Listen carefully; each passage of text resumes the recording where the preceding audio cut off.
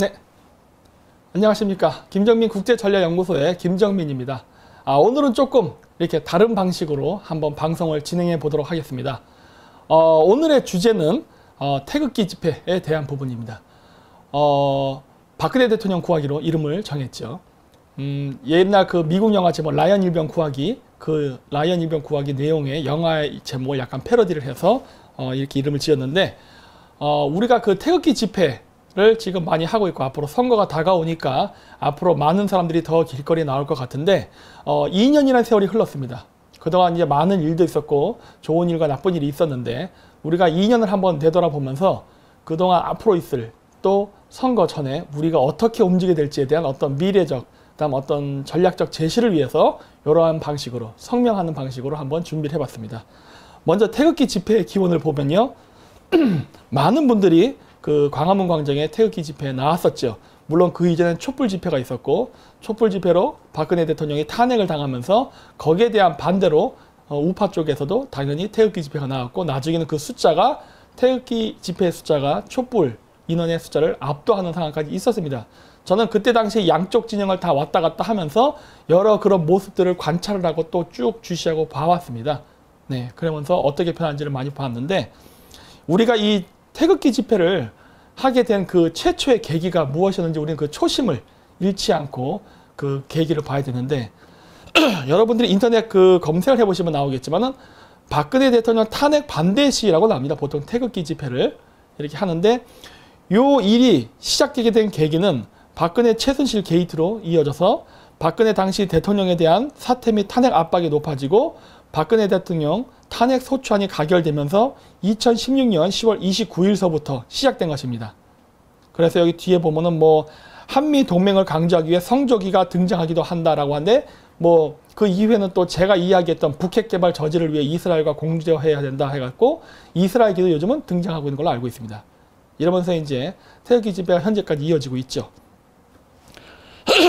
자, 그래서 이제 중요한 것은 박근혜 대통령 탄핵에 반대하면서 태극기 집회가 생긴 이후에 가장 그 붐이 일어나고 크게 됐던 것은 타블렛 PC 건이 굉장히 컸습니다. JTBC에서 얘기했죠. 그랬는데 이 JTBC에서 이야기했던 타블렛 PC의 뉴스 보도가 뭔가 오보가 상당히 많았습니다. 타블렛 PC의 입수경이라던가 그 타블렛 PC의 화면이라서 보여주는 것들이 실질적으로는 타블렛 PC가 아닌 경우도 굉장히 많았습니다. 그래서 거기에 대해서 변희재 씨가 의문을 제기하면서 이 부분에 대해서 이의를 제기하고 방송도 하고 책도 썼다가 감옥까지 가는 그런 일들이 있었죠. 자, 그랬는데 이 탄핵 이 반대 시위를 하면서 많은 사람들이 모였는데 거기에는 제가 여기 시위의 그 논란이라는 부분에 시위 동원이라고 있는데 이 부분은 미리 기억해 두십시오. 왜냐하면 제가 좀 이따 뒤에서 말할 거기 때문에 그런데 2017년 1월 26일 JTBC 뉴스룸이 박사모, 어버이연합 등 박근혜 대통령 탄핵 반대 시위에 참여하는 보수단체들이 돈을 주고 시위자를 동원한다는 증언을 보도했으나 태극기 집회 참여단체들은 이를 전면 부인했다. 제가 여기서 지금 말하고자 하는 포인트는 돈을 받았냐 안 받았냐가 아니라 여기 나오는 단체의 이름입니다. 특히 주목해야 될 것은 어버이연합이죠. 요거만 잘 기억해 두시면 제가 다음번에 나가는 그 지금 이 PPT의 내용에 왜 제가 이야기를 했는지를 아시게 될 겁니다.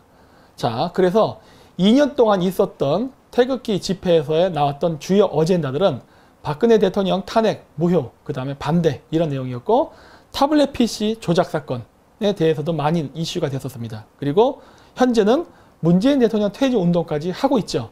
하지만 지금 2년이라는 세월이 흘렀지만 여러분도 잘 아시겠지만 아직 이 세 가지 중에 이루어진 것은 아무것도 없습니다. 물론 아무것도 이루어지지 않은 것은 여러분들이 게을렀기 때문이 아니라 현재 살아있는 정권이 이것을 용인하지 않기 때문이죠.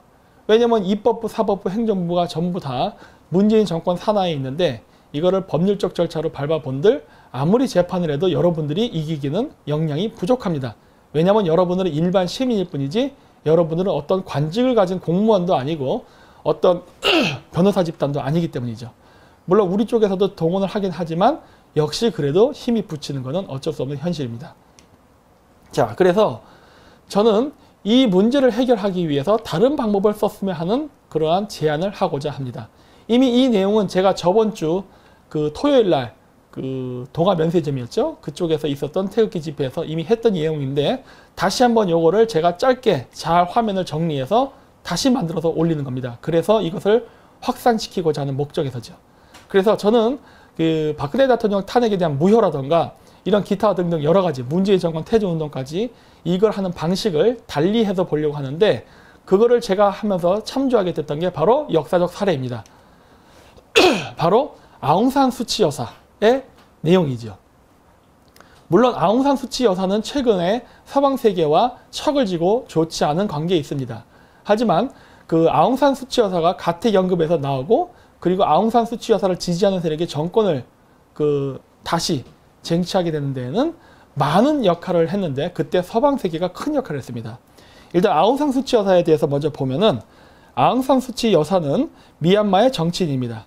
그리고 미얀마 국가자문위원회 위원이기도 하고 미얀마 외무부 장관을 역임했었는데 비폭력 민주화 운동 지도자로서 미얀마 최대 야당인 민족민주동맹의 당수입니다.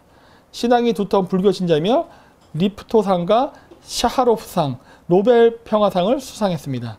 2010년까지 미얀마 군사정권에 의해 가택연금 처분을 받았었습니다. 물론 지금은 나와 있죠. 그래서 1962년 버마의 쿠데타로 사회주의를 표방하는 군정이 들어선 이후에 1988년 미얀마의 군사 독재자였던 네윈 장군이 물러났다. 아웅산 수치는 마침 그해 병든 어머니를 돌보기 위해 미얀마에 돌아와 있던 터였다. 1988년 8월 8일 오전 8시 랑군항 항만 노동자들의 파업을 신호로 민주화를 요구하는 시위가 전국에서 일어났다. 이는 888 항쟁이라고 불리며 1962년 네윈 장군의 쿠데타 이래 26년 만에 벌어진 최대 규모의 반정부 시위였다.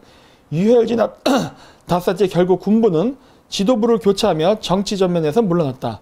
그러나 실각 위기를 기회로 삼아 1988년 9월 18일 소마웅 장군의 신군부가 다시 군데타를 일으켰다. 무자비한 학살로 신군부는 정권을 재장악했다. 그달 말인 9월 24일 아웅산 수치를 총비서로 민족민주동맹이 만들어졌다 등등으로 해서 항쟁을 했었고 그 이후에는 어떻게 됐냐면 1990년 총선에서 아웅산 수치가 이끄는 민족민주동맹이 압승을 거뒀으나 군사정권은 정권 이양을 거부한 채 독재체제를 이어나갔다. 1988년 쿠데타로 집권한 군부정권에 맞서 민족민주동맹이 이끌었으며 1990년 5월 실시된 총선에서 아웅산 수치가 이끄는 민족민주동맹이 495석 중에 392석을 차지하는 압승을 거두고 수치 여사는 총리가 되어야 했지만 군사정부는 선거 무효를 선언했다. 2005년 군부 개혁파이던 킨윤 총리가 발표한 미얀마 7단계 개혁개발 로드맵에 따라 2010년 총선이 실시되었다. 하지만 총선은 야당이 철저히 배제된 상태에서 실시되었고 결국 여당의 압승으로 끝났다. 총선 승리라는 정치적 목적을 달성한 미얀마 군사정권은 2010년 11월 13일 아웅산 수치 여사의 가택연금을 해제했다. 2011년 5월 30일 양곤저택에서 홍콩대 학생 및 교직원들과 가진 화상대회에서 미얀마 정치 투어에 나설 계획을 밝히기도 했던 아웅산 수치는 6월 19일 20년 만에 자유의 몸으로 66회 생일을 맞았다. 이 자리에서 아웅산 수치 여사는 NLD 민족민주동맹에서 조촐한 생일 파티를 갖고 내 소원은 미얀마의 평화와 안정이라고 말했다. 라고 해서 이 아웅산 수치 여사는요, 그 미얀마가 군부 쿠데타에 의해서 정권이 계속 그 군부 독재 세력 하에 있을 때 민주화 운동을 했던 여인입니다. 근데 제가 이걸 왜 역사적 사례로 그 예를 들었느냐? 여러분들이 태극기 집회를 처음에 시작했을 때 최초의 취지는 무엇이었습니까? 탄핵 무효와 박근혜 대통령 석방입니다. 자, 그거를 하기 위해서 여러분들은 국내에서 모든 가용한 그 법적 절차를 밟았습니다. 그래서 재판도 하고 여러 가지 탄핵 그 절차의 문제점이나 이런 것들을 법률적으로 접근을 했지만 현재까지 성과가 없습니다. 성과가 없는 것은 아까도 얘기했지만 여러분들이 무능해서가 아니라 지금의 정권이 독재 정권이기 때문에 그래요. 그래서 여러분들이 아무리 어떤 것이 불법이다 합법이다를 논하고 여러분들이 어떤 합리적인 방식으로 이걸 해결하려 하더라도 안 됩니다. 바로 과거 미얀마 군사 독재 정권 시절의 상황과 지금이 매우 닮아 있기 때문이죠. 그래서 이거를 국내에서 법률적 문제로서 정당성을 확보하고 그거를 국민들에게 알려서 이걸 바꾸고자 한다 한들 바뀌기는 굉장히 힘들 것입니다. 그리고 시간도 많이 걸릴 것입니다. 그래서 저는 바로 아웅산 수치 여사의 사례를 예로 든 겁니다. 자, 보시면은 미얀마 53년 군정 막 내리나 아웅산 수치 총선 승리 해가지고 2015년에는 여기서 가택연금을 대했던 아웅산 수치 여사가 가택연금에서 풀려나고 그리고 나서 정권을 잡는 그런 승리까지 갑니다. 이게 1988년에 일어나서 2015년 수십 년 만에 일어난 일이에요. 굉장히 시간이 많이 걸리고 오랫동안 투쟁을 했죠. 그래서 경향신문은 또 민족민주동맹이 이번 선거에 걸린 의석 491석 중 67%를 얻으며 1962년 이후 53년 동안 지속된 군부 지배를 끝내며 단독으로 집권할 수 있다며 의석 25%는 군부가 지명하게 되어 있지만 군부의 영향력은 크게 줄어들 것이 틀림없다고 설명했다. 네, 이런 식으로 해가지고 군부 정권을 완전히 물러내는데 성공을 했죠. 그랬고 바로 아웅산 수치 여사의 오른팔이었던 윈 민트가 미얀마 10대 그 대통령으로 당선이 되는 이러한 여러 가지 쾌거가 있었습니다. 그래서 미얀마에 인권 문제가 있다고 해서 서방 세계가 관여를 하게 된 겁니다. 그것이 미얀마의 아웅산 수치 여사가 가택연금에서 풀려나게 되는 결정적인 계기가 된 거예요. 그런데 왜 그것이 가능했느냐? 그것은 지금 여기 화면에서도 잠깐 보였듯이 1대1로와 밀접한 관계가 있습니다. 여러분, 그 전 세계에 인권 문제가 많은 나라는 굉장히 많습니다.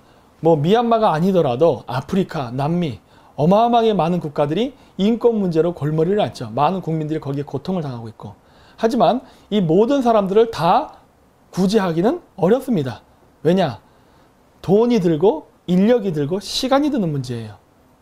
그리고 이러한 국제정치라는 환경 속에서 국제정치가 도덕을 기준으로 결정하는 경우는 별로 없습니다. 제가 봤을 때. 물론 명분은 그렇게 얘기하지만 실질적으로는 어떤 경제적, 군사적 아니면 전략적 이익이 있을 때 그 나라의 인권이라던가 어떤 민주화 운동에 관심을 갖게 되는 게 어쩔 수 없는 국제정치의 생리입니다. 그렇다면은 민주화에서, 이 동남아시아에서 미얀마의 아웅산 수치 여사의 인권에 대해서 서방 세계가 왜 관심을 가졌느냐? 바로 1대1로 때문입니다. 중국이 경제 성장을 하면서 그 세력을 팽창하기 위해서 중국 주변 국가들의 역사를 조작하고 경제를 잠식하고 정치인들을 매수하면서 친중 정치인을 만드는 행위를 지금까지 해오고 있습니다. 1991년 소비에트 붕괴 이후로. 그런데 당시 미국은 모든 관심이 동유럽과 중동에 있었습니다. 소비에트가 붕괴됐던 초기 당시에는. 그랬기 때문에 중국은 미국의 관심이 다른 데 있는 틈을 이용해가지고 동남아시아로 세력을 확장해 나갔죠.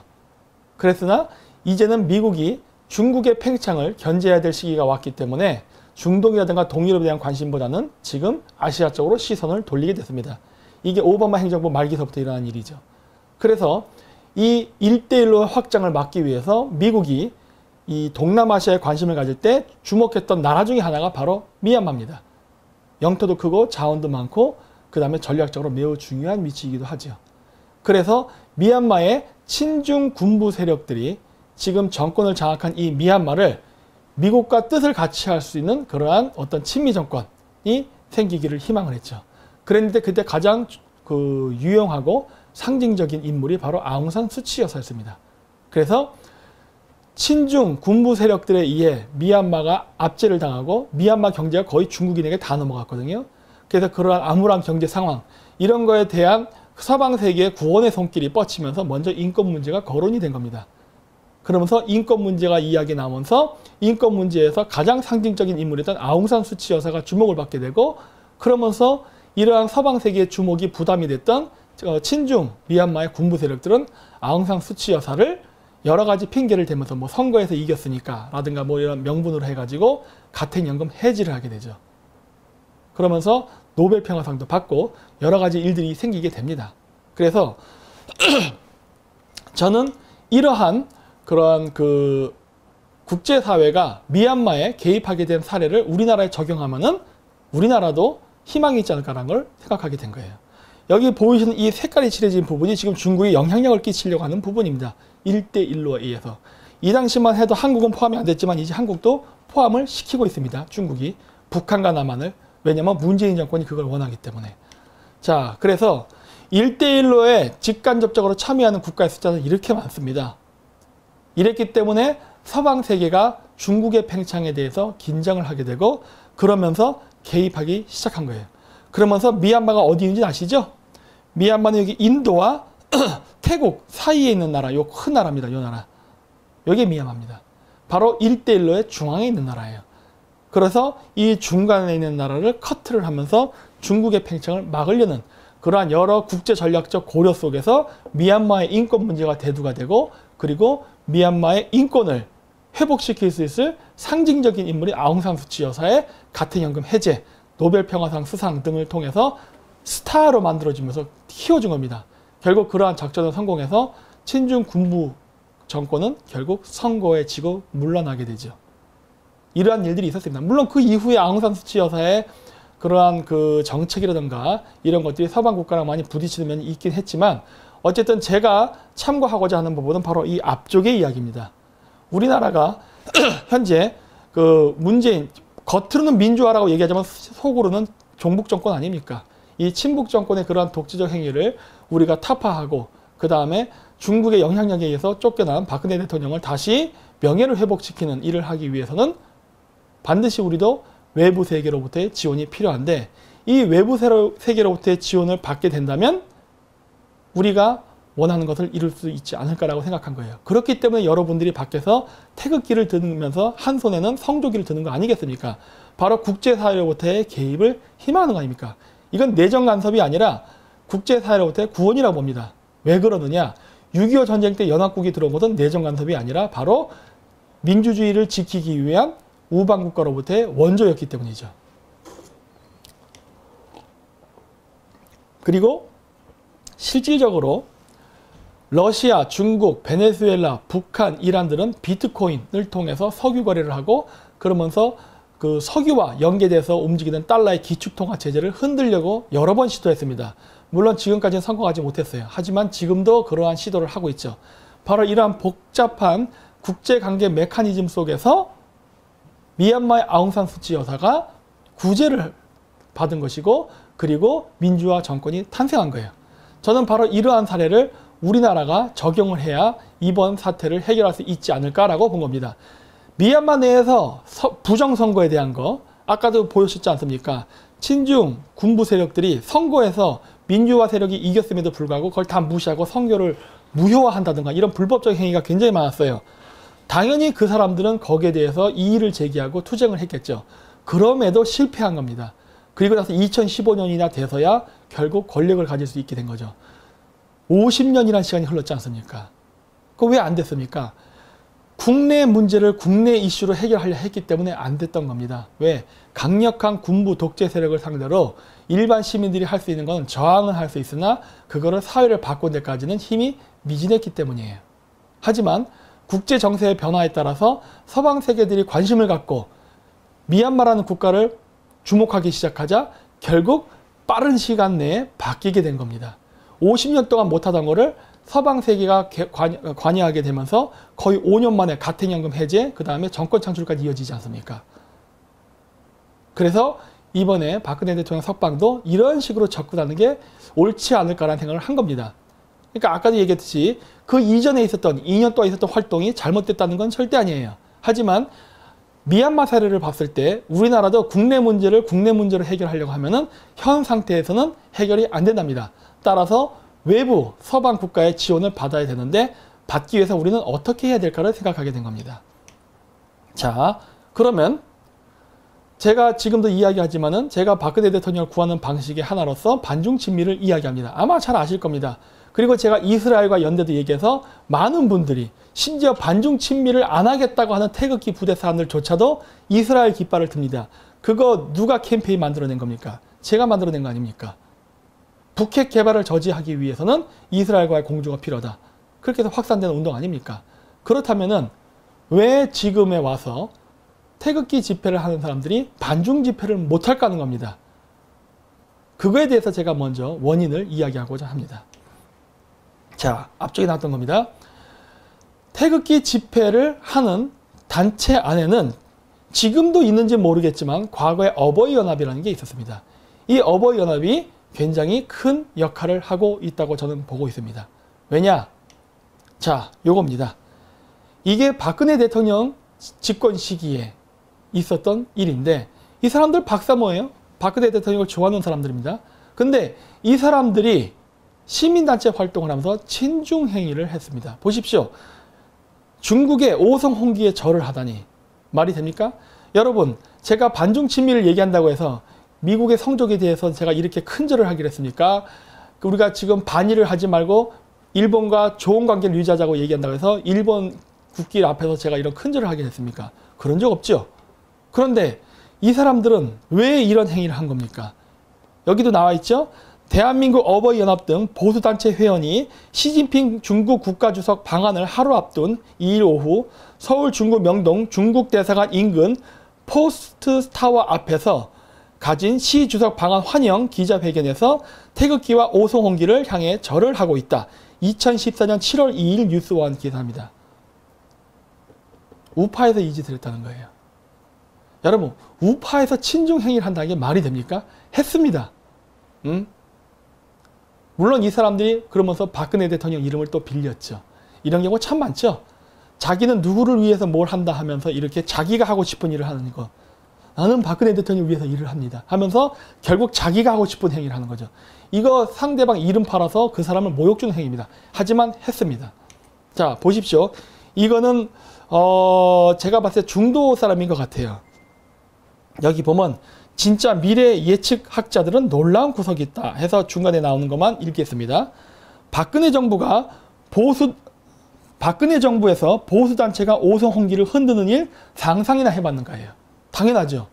공산주의자인데 공산주의자를 지지하는 오송홍기, 즉 중국 공산당의 깃발을 한국의 반공을 외치는 우파단체에서 하라는 건 상상도 못한 일이었죠. 하지만 일어났습니다. 그랬고 게다가 보수 정권 하에서 이 정도라면 진보 정권 하에서는 얼마나 더 나아갈 수 있을 것인가, 한 발 더 나아갈 수 있지 않을까라는 얘기를 했죠. 실질적으로 일어났죠.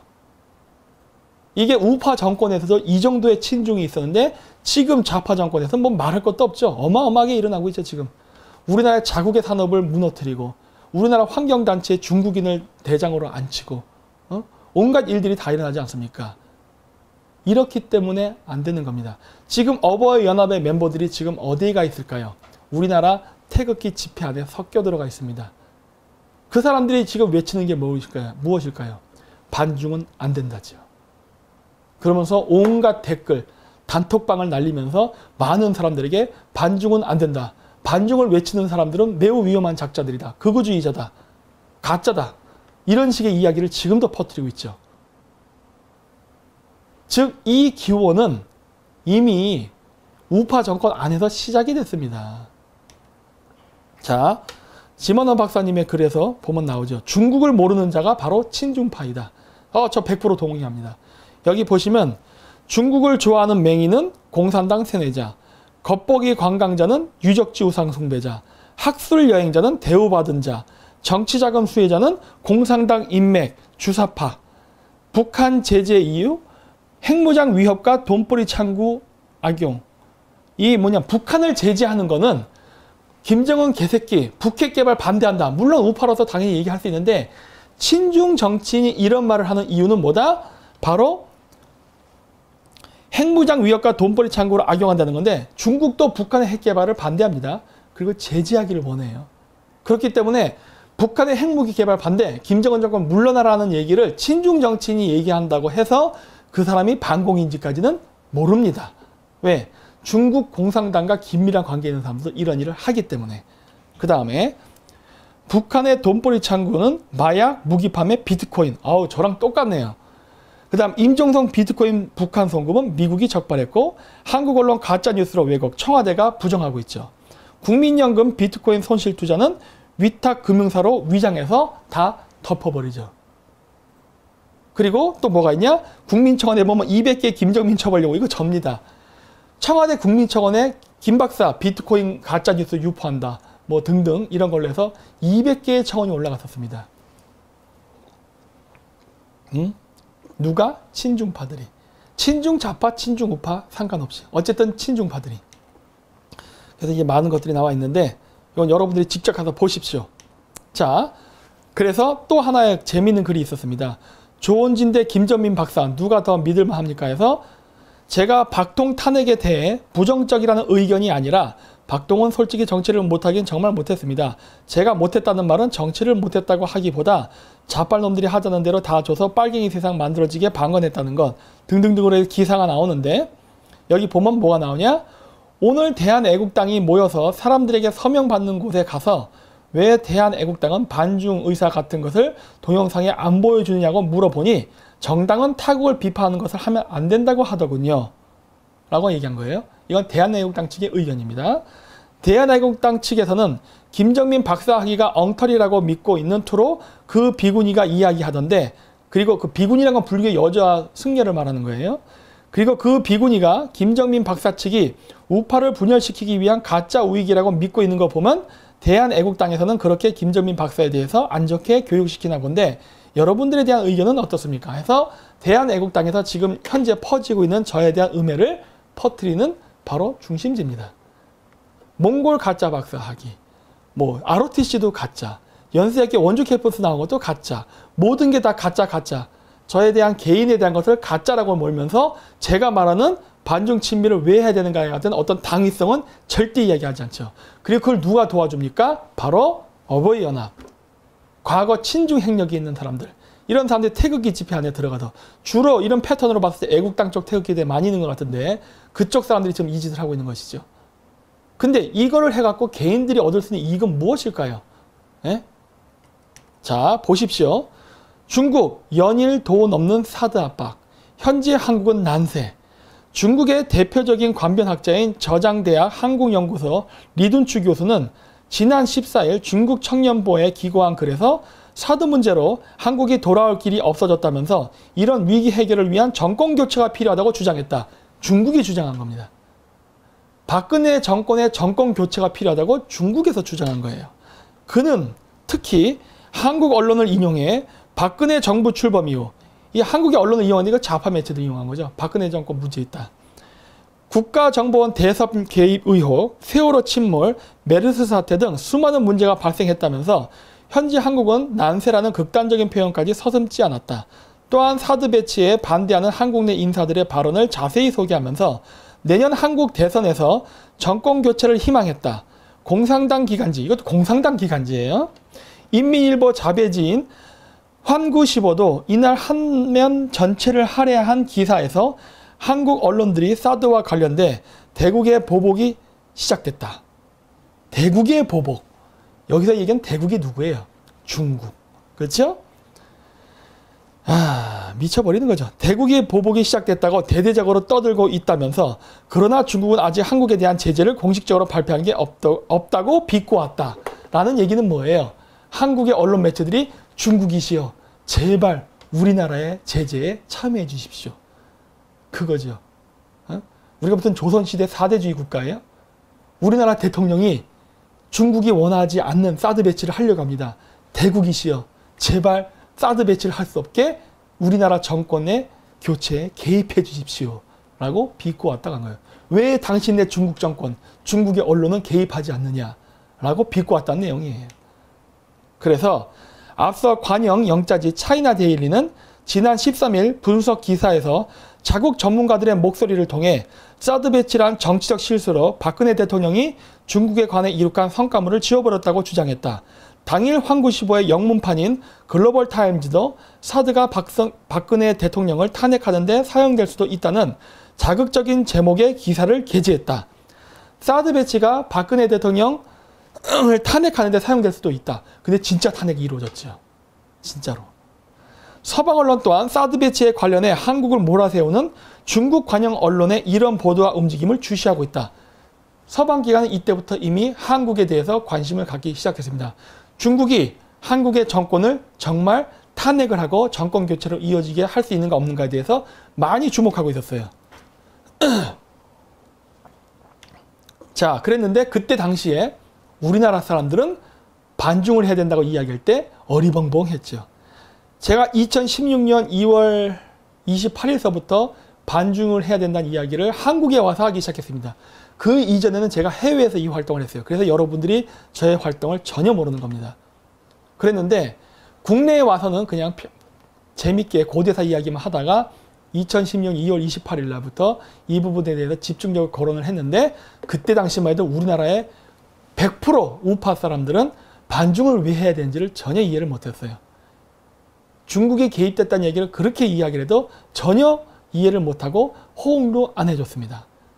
촛불 집회, 그 다음에 태극기 집회 안에 친중파들, 그리고 중국인들이, 유학생들이 그 안에 들어가서 집회 숫자를 불려서 마치 대한민국 국민의 의견인 양 포장을 하고 위장을 하고 그러면서 활동을 했던 것을 폭로를 하고 아무리 이야기를 해도 받아주질 않았어요.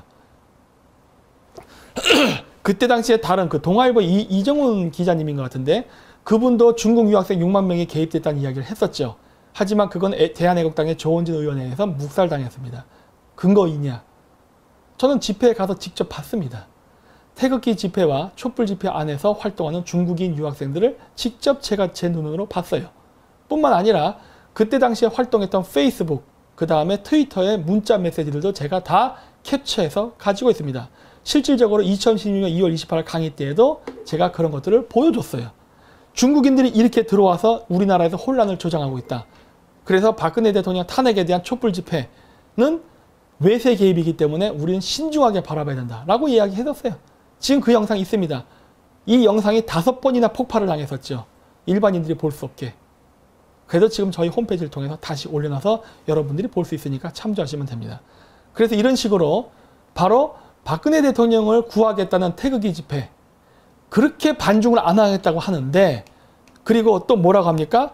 타국을 비판하는 것은 정당으로서 하면 안 된다라는 애국당의 입장 발표와는 다르게 중국 공산당이라는 정당은 타국의 정권 교체까지 개입을 했습니다. 그런데 그러한 개입을 목도하고 있는, 그리고 그로 인해서 피해를 본 박근혜 대통령을 구제하겠다는 정당은 오히려 거기에 대해서 묵인을 하고 방해 활동까지 합니다. 어떻게 된 겁니까, 이게? 여러분들은 박근혜 대통령을 구제하기 위해서 태극기 집회에 참여하는 겁니까? 아니면 2년 동안 태극기 집회라는 건 행위를 통해서 돈을 벌기 위해서 하는 겁니까? 아니면 권력을 찬탄하기 위해서, 문재인으로부터 권력을 빼앗기 위해서 하는 정치적 권력 행사입니까? 어느 쪽입니까? 아니면 여러분들은 그러한 정치 권력자들의 탐욕에 이용당하는 겁니까? 어느 쪽인지 저는 알 수 없습니다. 하지만 여러분들이 아셔야 될 것은 여러분들이 2년 전에 했던 그 행위의 태극기 집회의 최초 목적이 박근혜 대통령 석방이라면은 여러분들은 지금 벌어지고 있는 미국과 중국의 패권 경쟁을 이용하십시오. 마치 아웅산 수치 여사가 그로 인해서 구제를 받았듯이. 아웅산 수치 여사가 가택연금에서 해제된 데까지는 굉장히 긴 시간이 필요했습니다. 왜냐? 그게 시작이 1988년이었어요. 그리고 1991년대 소비에트가 붕괴됐습니다. 1991년 소비에트가 붕괴되고 나서는 미국은 해체된 러시아, 소련 연방이 해체된 그 러시아를 견제하기 위해서 중국과 긴밀한 관계를 가졌어요.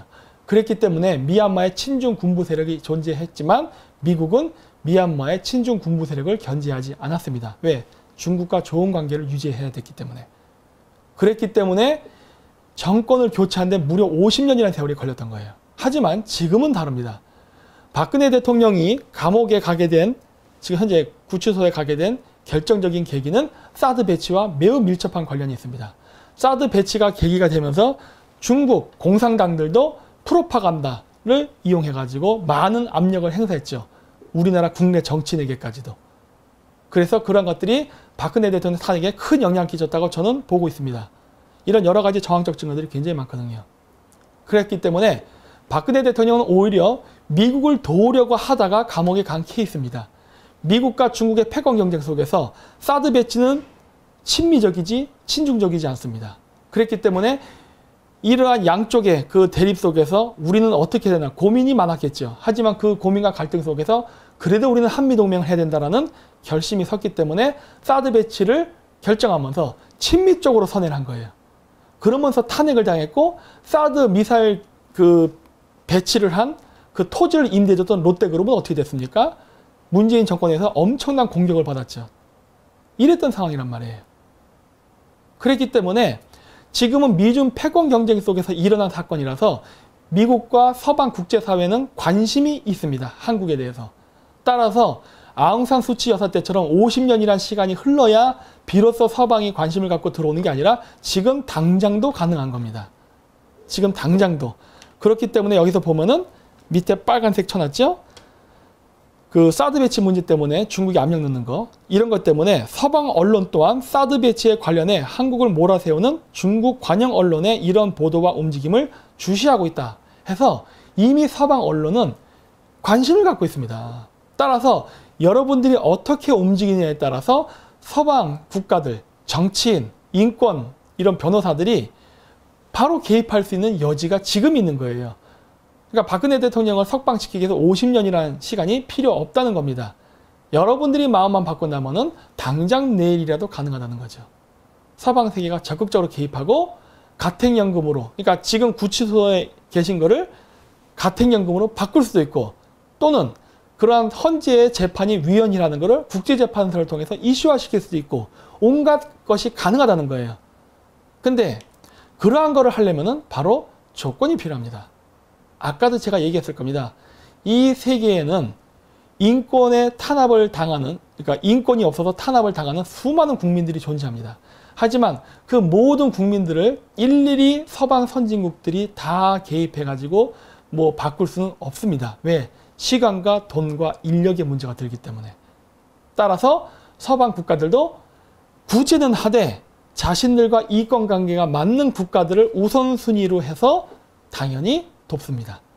따라서 우리는 서방 국가가 이러한 박근혜 대통령 탄핵에 대해서 부당함을 국제적으로 알리는데 어떤 공동연대나 지원을 원한다면 여러분들은 그 사람들이 원하는 것을 해줘야 됩니다. 그것이 바로 협상 테이블에서 그들과 이야기할 수 있는 조건이 마련되는 것이기 때문이죠. 자, 그래서 현재 시점에서 미국이 한국에게 원하는 것이 무엇입니까? 그것은 바로 사드 배치를 증설해야 된다. 이것은 북한의 미사일 공격, 그 다음에 대중국 견제랑도 맞물려 있습니다. 그 다음에 주한미군 주둔비 100% 부담. 이건 제가 예전부터 늘 주장했던 거예요. 미국과 좋은 관계를 유지하기 위해서 그까짓 거 줘버리자예요. 왜? 얼마 되지도 않는 돈입니다. 9,400억 원 정도 하는 겁니다. 우리나라에서 그 정도 돈이 없는 것 같습니까? 이거 우리나라에서 다른 예산에 얼마 되지도 않는 데는 이 돈을 갖다가 안 줌으로 인해서 한미 관계가 문제가 생기는 거거든요. 줘버려도 됩니다. 이걸 끝까지 안 주고 딴짓하고 있죠. 그래서 저는 이걸 주장하는 거고, 남중국해에서 항해 자유를 우리도 적극적으로 참여해야 됩니다. 그럼으로써 중국이 동남아시아를 중국화시키는 것에 대해서 우리도 같은 한미 동맹국으로서 동참을 해야 돼요. 그래야 미국도 우리를 우방국으로 보고 동맹국으로 보기 때문이죠. 그리고 대북 문제에 있어서 미국의 정책과 같은 목소리를 내야 됩니다. 그래야 미국이 우리를 동맹국으로 생각하죠. 다만 우리가 이런 이야기를 한다 하더라도 우리는 정당도 아니고 정치인 조직이 아닌 시민단체, 시민 조직일 뿐입니다. 하지만 우리가 일개 시민임에도 불구하고 이걸 하자고 주장한 이유는 미얀마 사례 때문에 그래요. 미얀마의 민주화 세력들이 언제 정권을 가진 여당 세력이었습니까? 제야의 세력이었지.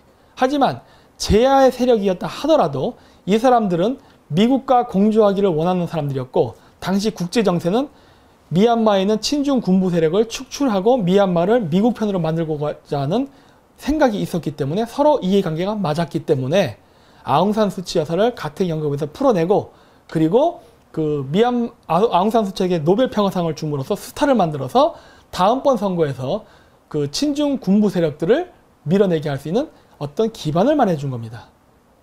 그러면서 미얀마 국가의 민주화가 그래도 한 발짝 진보할 수 있는 계기가 된 거죠. 그렇기 때문에 이러한 서방 세계의 지원을 끌어내기 위해서는 여러분들이 매주 토요일 나가갖고 성조기를 흔든다고 해서 되는 게 아니에요. 바로 미국이라는 나라가 대한민국에게 지금 대중국 견제 전략을 하는 데 있어서 무엇을 원하는가를 여러분들이 시민의 자격이라 하더라도 그거를 해줘야 되는 겁니다. 그러한 숫자가 많이 있어야 되는 거예요. 뭉치로. 많이 있게 되면 어떻게 됩니까? 서방 세계가 주목하게 됩니다. 우리가 원하는 이해관계, 우리는 이런 것들을 한국이 했으면 했는데 지금의 대한민국 정부는 하지 않는다. 하지만 지금의 대한민국 정부를 반대하고 부정하는 반대편 세력들이 우리가 원하는 이야기를 하고 있구나. 그렇다면 우리는 저들과 연대할 필요가 있네? 라는 생각을 하게 되죠. 그러면 어떻게 됩니까? 우리가 원하는 것들. 예를 들어서 인권 문제. 이 인권 문제는 박근혜 대통령 탄핵 무효라던가 지금 구치소에 있는 거를 바깥으로 석방해서 끄집어 집어내는 이런 역할을 하는데 도움이 되죠. 그다음 한일 문제 중재. 이번에 반도체 원재료 스캔들 아시죠? 이런 부분에 대해서는 미국이 도와줄 수 있습니다. 왜? 미국은 일본 전자산업이 크는 것보다 한국 전자산업이 크는 게 안전하다 생각하기 때문에 그래요. 가능성은 있어요.